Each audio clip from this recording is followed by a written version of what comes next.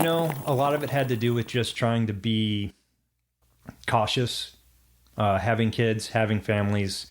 Also, we all have consistent jobs and just our schedules, but really it came down to, not to get too personal, but I had COVID, my wife had COVID, and it was very, very severe for her. And, so just trying to be cautious and trying to be courteous to everyone involved, because it was something that was very important, and it hit our household pretty hard.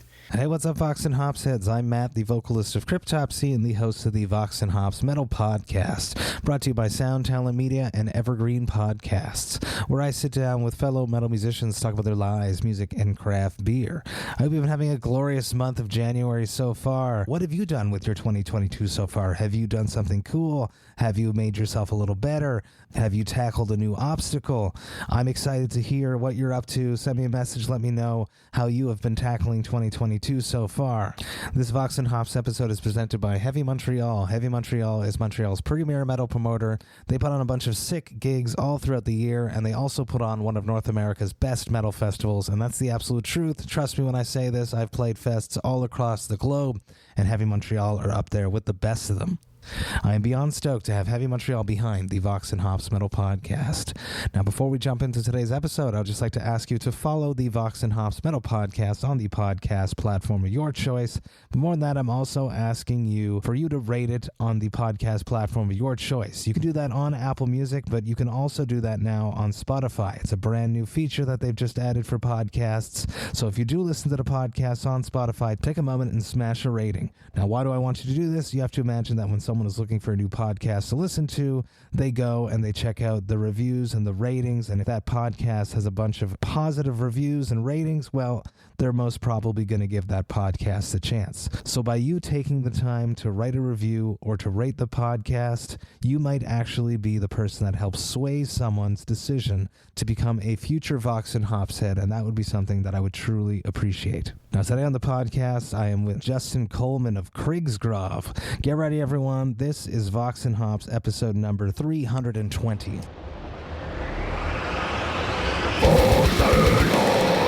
I warn you, what you are about to hear is very disturbing indeed.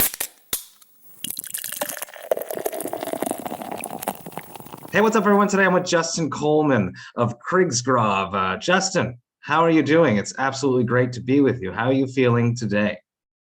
I'm awesome, man. Thanks for having me. So it's love the show. So it's an honor just to be here and to be talking to you. Oh, that's so nice. Very, very nice of you to say. Let's dance straight into the darkness. That shitty question that basically every interviewer has been asking since we've been living in these different times. How did you cope with the glorious year of 2020 that rolled into 2021 and hopefully won't be around in 2022, but it might be there for a little bit? How did you cope with your time during the pandemic? A lot of it was just spending time with my family. They were a huge just help to have, and just to have them around, because I have two younger sons, so just to have them, and to focus on them and taking care of just them, and they took care of me. Mm-hmm. And then to focus on the Krigsgrav stuff, and just getting the release out in August and ramping up to get that out, and of course, working in between there. But it was really good to have those focuses in my life, because if I didn't have those, I can't imagine. I think it'd be very difficult, So it's been good, but I'm glad it's ending, or it seems like it's kind of gone the downhill slope of things now. Yes, sir. Makes me very happy. But you are 100% right. I also have two young children. I have the podcast keeping me very busy. Cryptopsy is writing their new record. And I really felt it for my friends that are basically road dogs that are on tour all of the time, that don't have that safety blanket to come home to, that basically hop from tour to tour, whether it be that they're on stage or they're teching or they're driving, these road dogs. And I reached out to them, and I kept in contact with a lot of them throughout the pandemic to make sure that they were okay, because they didn't have that to keep them level. They didn't have their security blanket, because their security blanket is the road.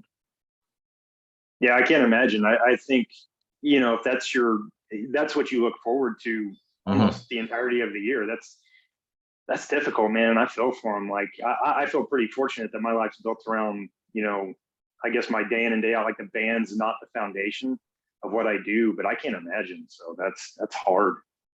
We're lucky we get the yin and the yang. We get it all. We can look forward to being on tour, and then we look forward to being at home, and then it's back and forth. Yeah, 100%. Absolutely. It's a wonderful thing to have, man. It has been a lot of home, though. Recently. Vox&Hops is all about hanging out with my metal friends, talking about their lives, music, and craft beer. Now, what beer do you have on your side that we're going to be sharing virtually today? So I have Live Oak's Pilz. So Live it Oak. is, yes, Live Oak out of the Austin area. They do a lot of traditional styles just very, very well. It was a hard task to decide between them and Southern Star because I love Southern Star's Buried Hatchet Stouts, one of my favorites, right? But went with this. It's just a good everyday drinker. ABV is like 4.7. So it's just one of those solid Pilsners. Can't go wrong. So that's what I got. Amazing. It's a perfect way to start a Saturday afternoon, right? Absolutely. Can't go wrong. On my side, I have something very cool that I just released. 4 of them, actually, and I'm going to let you pick which one I'm going to drink with you today. So I teamed up with Montreal's most metal breweries. There is Le Fermentor, who are from L'Assomption, which is just 30 minutes outside of Montreal. And they are probably one of the most metal breweries releasing stuff in the province of Quebec. They got Reanimator, a member of Reanimator's in it, a member of Anonymous is in it. I've known them for many, many years. So I teamed up with them and another very young, very metal brewery, which is actually, and I didn't think about this before I actually sat down to have this conversation, but it makes perfect sense.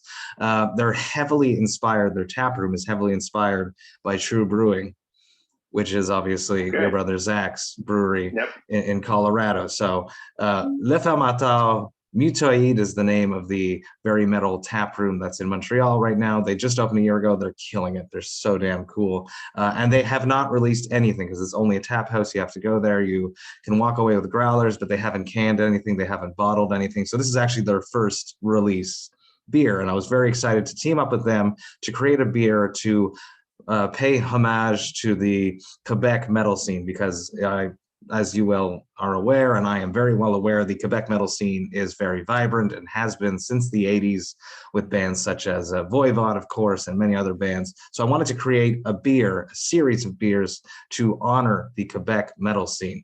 And I wanted to do 4 of them for the 4 decades of metal that has come out so far. So we created a very cool collab called Ale of the Fathers. And I went with a very wacky old ale. So it's an old ale, which is not a sexy beer, but it's a very cool classic beer, and it's a beer style that I really enjoy. It's an old ale, Ale of the Fathers. The artwork was designed by Philip Ivanovic, a Vox&Hops alumni. I love him very much. So we did 4 versions of this beer. So they're all old ales, but they're all a little bit different. So the first one is just the classic old ale, and they all clock in at 6.5% ABV. And then we got the dry hopped one with Fuggle hops. Ooh. And then there's the Cabernet Sauvignon aged Ale of the Fathers. Right. And then we got the Monster Bourbon aged Ale of the Fathers. So they're all 6.5% ABV. I'll let you choose which one I should drink today. We got the QR code there on the side because I had I got my friend Jerry Monk, the metal architect, to curate the ultimate Quebec metal playlist from the 80s up to today. It is continually evolving. If you think that we've missed an artist, please let me know because we will drop it right into the playlist exactly at the right spot because it runs chronologically from the 80s to today. And any new CDs that come out, the metal architect is going to keep updating that. So what should I drink? We got the classic, we got the dry hop, we got the red wine, and we got the bourbon age. I'm a big whiskey fan too, so I'm going to have to say bourbon age. Hell yes. Now let's see. Now's the ultimate test. If you slip, the wax on the top. Let's see if I can get through this quickly and efficiently. I believe I can. Let's see what I got there, Justin. Here we go. Wow. All right.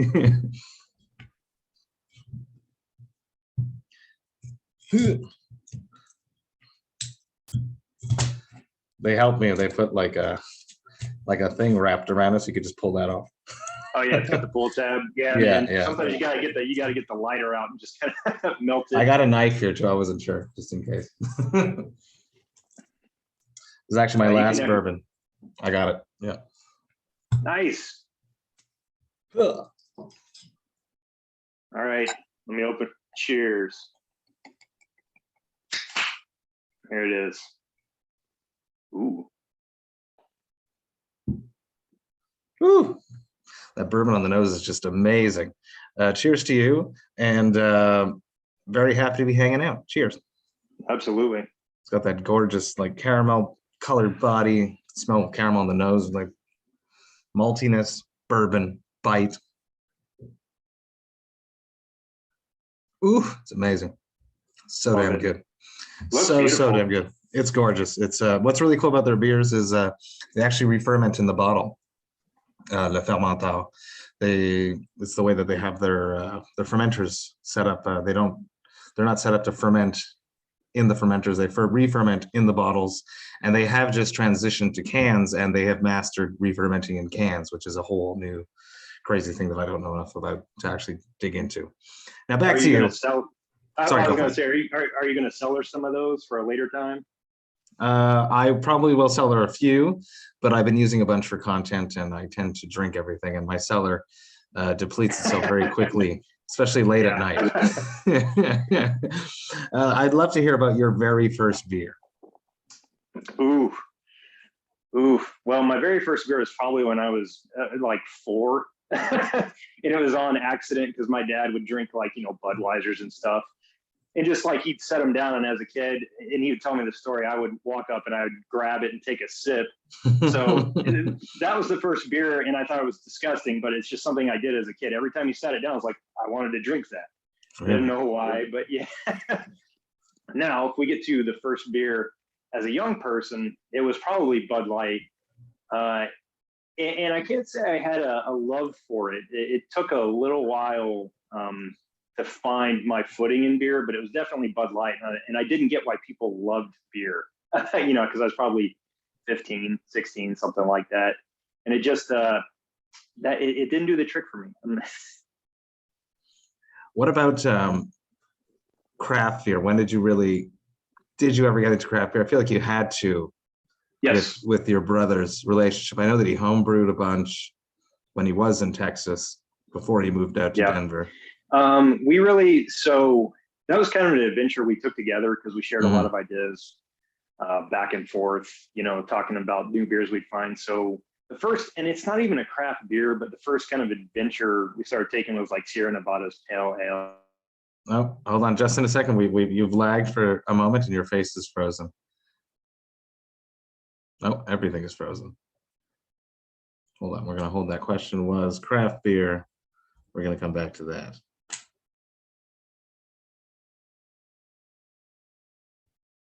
Let me chat you. You have frozen. He's back.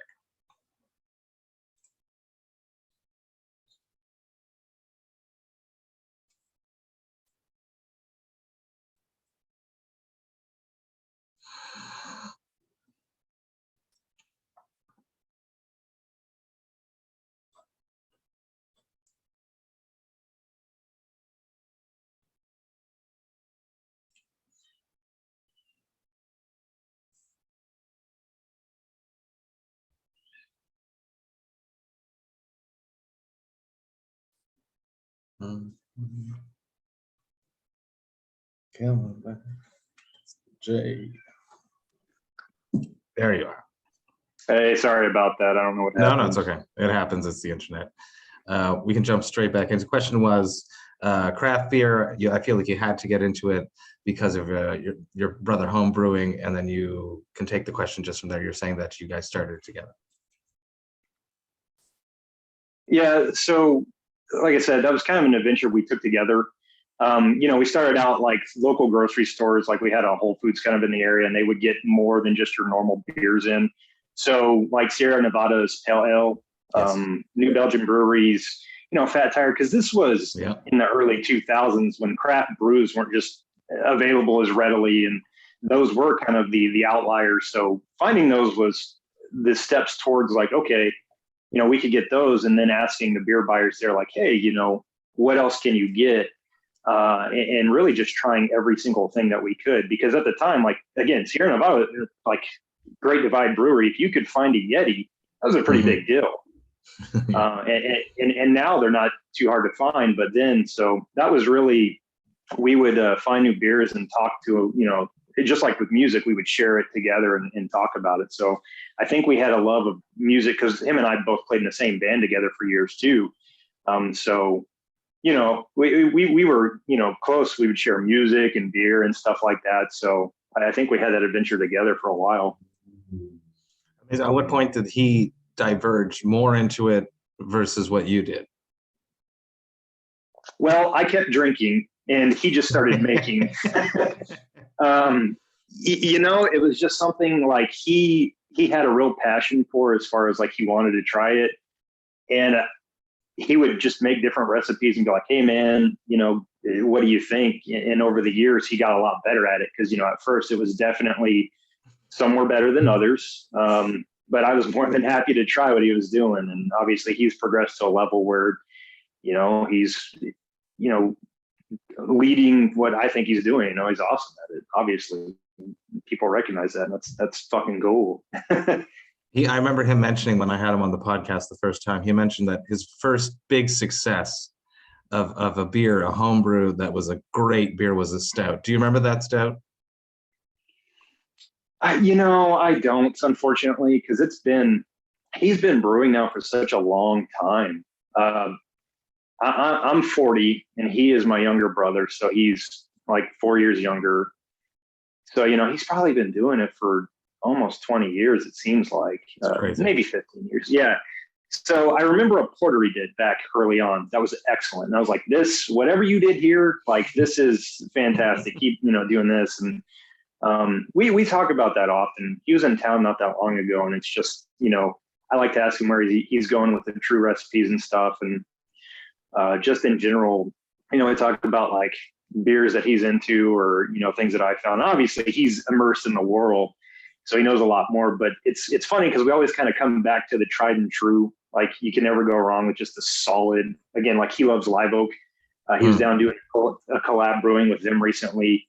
It's just like, they just make solid recipes. Like, their Pilz is a solid Pilz. You can't go wrong with stuff like that. Absolutely. Do you miss being his guinea pig? Yeah, I especially, I think now he's really mastered it. At the time, there was some nail polish era beers. And I would still drink those, but no, it was fun, man. Like, again, we grew up close. We played music together, so it was always a great time. Awesome. I love it.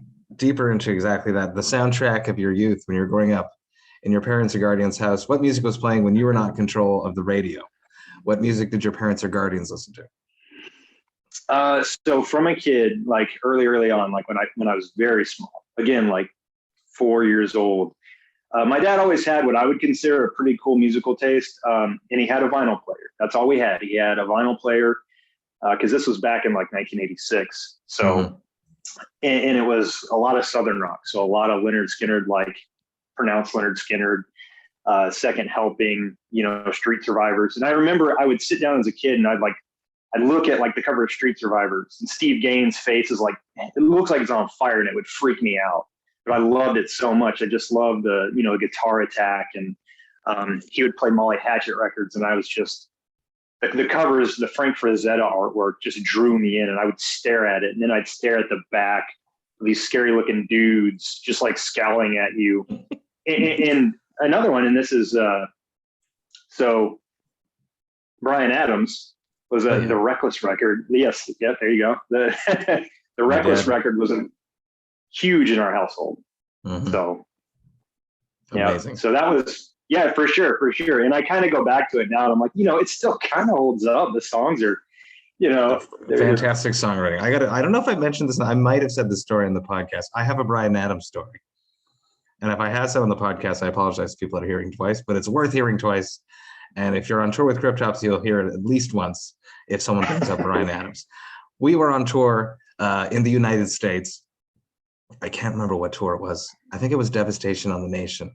Cryptopsy headlining. We pull up at a gas station, and we needed new windshield wipers or something. And our bus driver knew another bus driver that was in the area. They teamed up together to meet at this specific gas station. So we pull in at this gas station. We were all just about to go to bed. It was like 1:30 in the morning after playing a gig.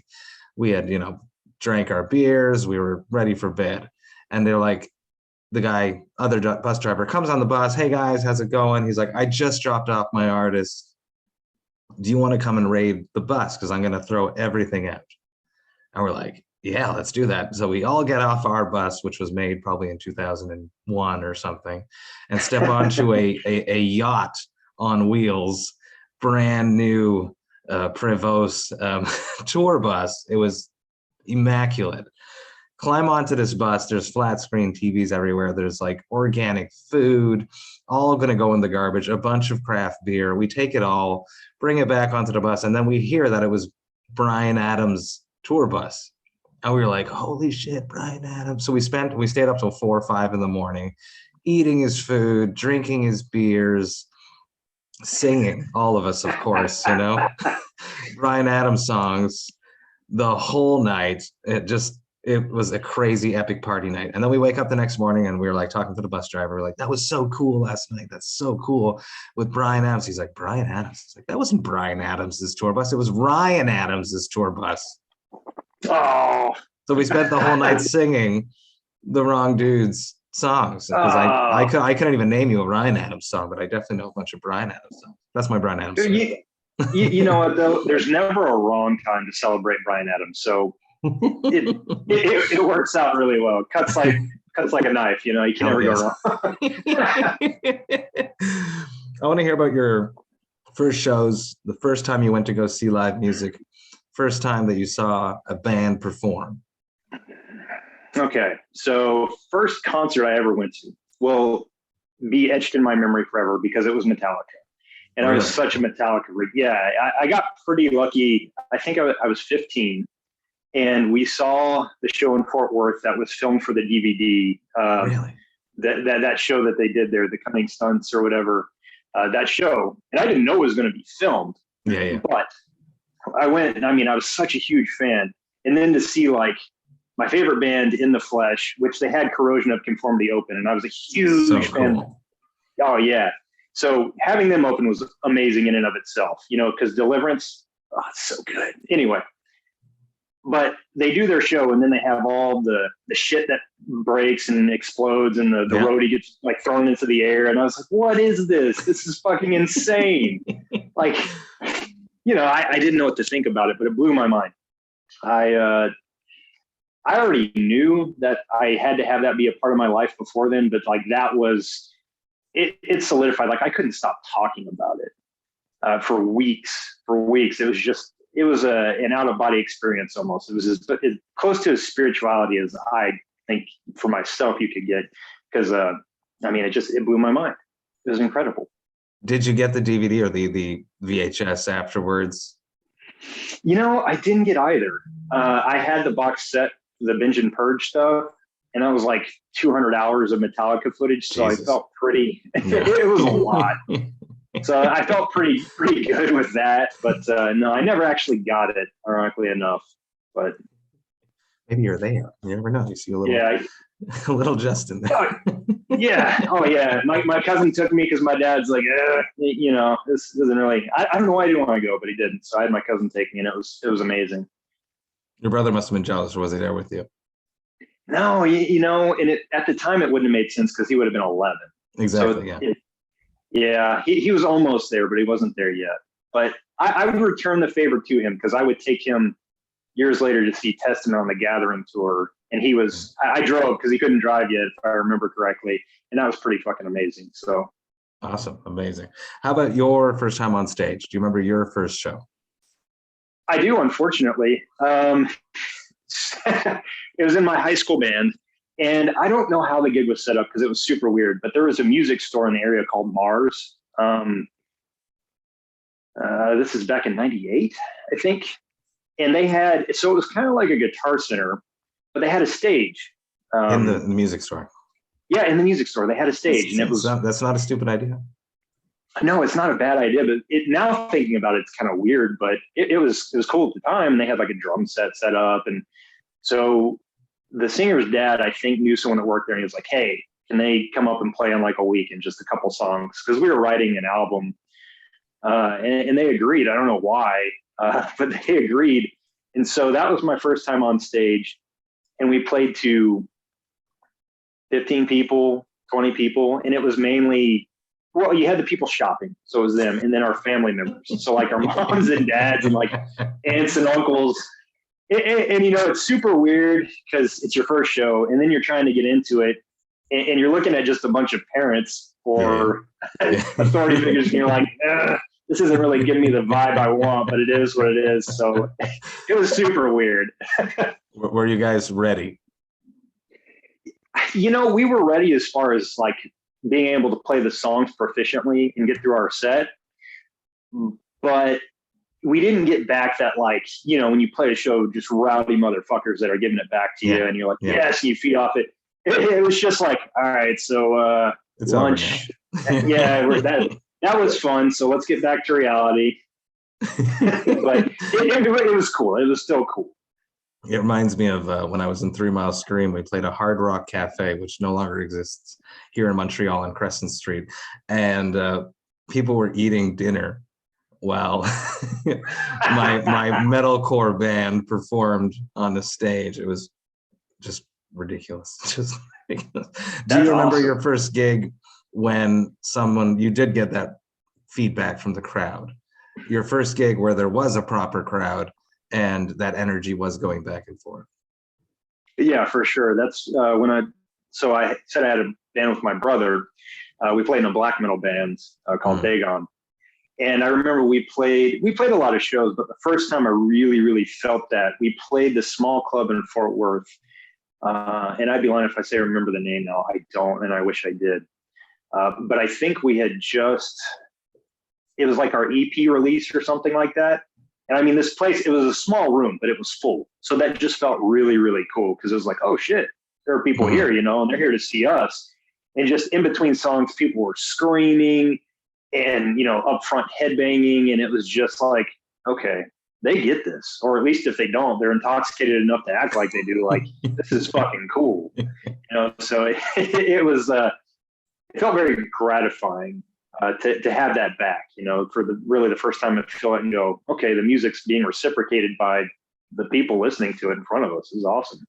It's the best feeling in the world. And it's what I've been missing the most throughout the pandemic, is that connection outside of my house and a computer screen. But well, yeah, it feeds into something primal. And I think it gives back to you as a creator, because you can make it, you know, and record it, but when you feel that back, that primal energy coming back at you, it definitely does kind of give you something back for what you created, I think.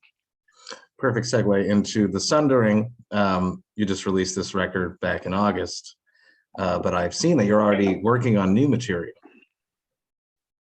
Yes. But yet you haven't had a chance to showcase the Sundering. And I was going to ask this question: do you feel like you're cheating on the Sundering by already doing new material when you haven't actually had that exposure and reciprocal energy share yet? Kind of. And yes, to answer it quickly, yes. And it boils down to a lot of factors, which kind of suck, but it's like getting set up to play live again and getting, you know, everyone on the same sheet of music, which we're kind of doing now, but we want to make sure the timing's right and everything's set to go. But also, it's like I can't stop, and the guys can't stop like writing, and we write a lot. We write all the time. Good fucking problem to have. Yeah. We just sit on riffs, and again, when we wrote the Sundering, we probably trashed 4 or 5 songs. Wow. And numerous ideas. It's just like this, you know, it didn't meet the criteria for what we wanted for the album. So we're always writing, and it does kind of suck because we need to get out there, and we will get out there to showcase the songs from the Sundering. I believe pretty soon, once the holidays are kind of done and we're getting into the new year, I think everything will come together and we'll start airing those songs live. But we're still going to we continually write, and, you know, might as well kind of put that energy back out there and let people know that we are writing new material. So it does feel bad because it needs to get aired, but can't stop it, man. It's an awesome problem to have. Trust me, I wish Cryptopsy was in those seats where we typically just release the album and then work it and tour. But the pandemic, luckily, we were already in a writing stage. You didn't get to have a proper release for this. If you could set up a perfect release tour to put you in front of the perfect audience, what bands would be on that bill to get more exposure for your band? Ooh, to get more exposure. Well, that's kind of a cop-out because you could go like it's like you can go Metallica or Slipknot and they're going to have just a huge draw. But if we're talking about people that are going to walk out of there going, oh shit, that's my new favorite band because it's catered so properly. I would probably curated so properly. Yeah. So based upon our sound, I'd have to say something like Insomnium, Rotting Christ, Catatonia, maybe. Oh, yeah. I know those are kind of all over the place, but I feel like we draw, this is just my opinion, so take it for what it is, but that's where I draw a lot of influence from, are bands like that, kind of moody, dark, kind of black metal, death metal, a little doom. So I'd probably say something like that, where you take like maybe even Borknagar, like, stuff like that. That's a little different, a little eclectic, but it would make a really cool show. So I'd probably say Borknagar, Rotting Christ, Catatonia. That would be sick. Sounds a lot like Devastation on the Nation, which is coming up, except for Insomnium there. Yeah, it is. I kind of ripped on that tour, except just, toss them in, and you kind of had a band like that on the tour anyway, so. We'll see. Yeah. Shitty question. You guys are from Texas. It's probably the most liberal state. So you could have performed the whole time. Why didn't you? A lot of it had to do with just trying to be cautious, having kids, having families. Also, we all have consistent jobs and just our schedules. But really, it came down to, not to get too personal, but I had COVID, my wife had COVID, and it was very, very severe for her. And, so just trying to be cautious and trying to be courteous to everyone involved, because it was something that was very important, and it hit our household pretty hard. So it was really not trying to play with fire and just waiting until things got better. And that's what it kind of boils down to, is just when it seems a little bit more clear, just playing the field like that, honestly. It's the best thing to do. And I think you did the right thing. And if anyone listening doesn't agree with me, that's okay, because we're allowed to do whatever we want to do in this life. And we're allowed to still be friends if we disagree, right? That's how it goes, man. You're supposed to have friends that have differing opinions. It's okay. Second annoying question. You grew up playing in a band with your brother, and he moved away, and he's in one of the most popular metal bands right now. How does that feel? Is there ever a moment that you have a tinge of jealousy, or is it always just, I'm just so proud of him? He was just voted #2 best new album by Decibel. His album just came out recently. So how does that feel? This one got #2. The other ones have scored higher, so there is that. So he was down, like I said, not too long ago, like a couple weeks ago, a month ago, and we talked about this because he also has another project with Max Cavalera. Yes, he does. And like when he called me, he was like, "Hey, man, I'm going to be in band with Max Cavalera," and I'm just like, "Fuck you!" Like, no, you're not. He's like, "No," because Sepultura is huge to me, to him, like. Oh my God. So it was like, that's about as high, other than, again, James Hetfield being like, "Hey bro, you want to make some music together?" Yeah. That's about as big as it gets. Or Tom Araya calling you to tell you happy birthday or something, I don't know. But I'm always proud of him. And we talk about achievements, and, it's just, ever since we were kids and playing music together, it's like, he gets to have, like, with his footprint in his bands, that indelible mark on the metal scene that we always read about, we dreamed about, that so many bands strive for, to create that footprint on a larger scale. And I think it's pretty fucking cool, man. Like I'm super proud of him and what he's been able to achieve with that. And you can't be anything but just amazed at the fact of how far he's taken the music. Cause we've been there together at the beginning. He moves and he gets to progress on, and it's nothing but love and support and getting to see where he gets to go. And vicariously, because honestly, I don't want to tour like he tours. I don't want to live a band lifestyle like he does. So it's kind of cool just to vicariously hear his stories, like, hey, we got to talk to so-and-so, or we played Psycho Vegas, and, we bumped into these people. And I'm just like, oh yeah, fucking tell me, man, that's awesome. Like, because honestly, like, I don't really want to live that life, but he gets to do it, and I get to talk to him about it, and he gets to do these cool experiences. And I think it's wonderful. You can't think it's not, like, again, he got to be on your show twice. And I listened to this show, so I was like, that's fucking cool. There's just little things like that. It's such an amazing thing. So damn cool. I love brotherly love. I love maturity like that, to support each other. You should definitely, it's like one of these things where chemist and Krigsgrav, they sort of fit together, but don't fit together. So it's not like you guys could ever tour together. But if you could tour together, wouldn't that be sick? That would be. It would end up us hanging out and drinking beer and probably playing board games most of the time at night, because we're super wild and crazy like that. So we're just like listening. What's the board game of choice? I don't know, man. You could get like Ticket to Ride, or you could get like one of those escape rooms or something like that. I have this slasher board game called Last Friday. That's so it's like obviously a riff on Friday the 13th, and you try not to die. So something like that, no much. Love horror movies, so probably watch some corny horror movies and play some board games like that. Be awesome. All you need is a weird band that makes both of your bands make sense together. You need the bridge band. That's really what needs to happen. I think that bridge band should be Iron Maiden. No, dude, there you go. Come on. Why not? Yeah, no big deal. Come on, Bruce. I know you're listening. Come on, Bruce. He likes beer. Yeah, exactly. See, it fits. I am very lucky that I get to do what I'm doing right now. Right before I sit down in this chair, I'm always concerned, am I prepared enough? Did I do enough research? Am I ready? This is how I've been filling the void of performing on stage. How have you been filling the void of being on stage? We had a glitch there. Let's see if you come back in a second. I'll say it again. I'll say it again because I want that for the video. I'm very, very lucky that I have the podcast to keep me busy throughout this pandemic. Right before I sit down in this chair, I'm always concerned, am I prepared enough? Do I have enough research done? Am I going to connect with the person? Is the internet going to work?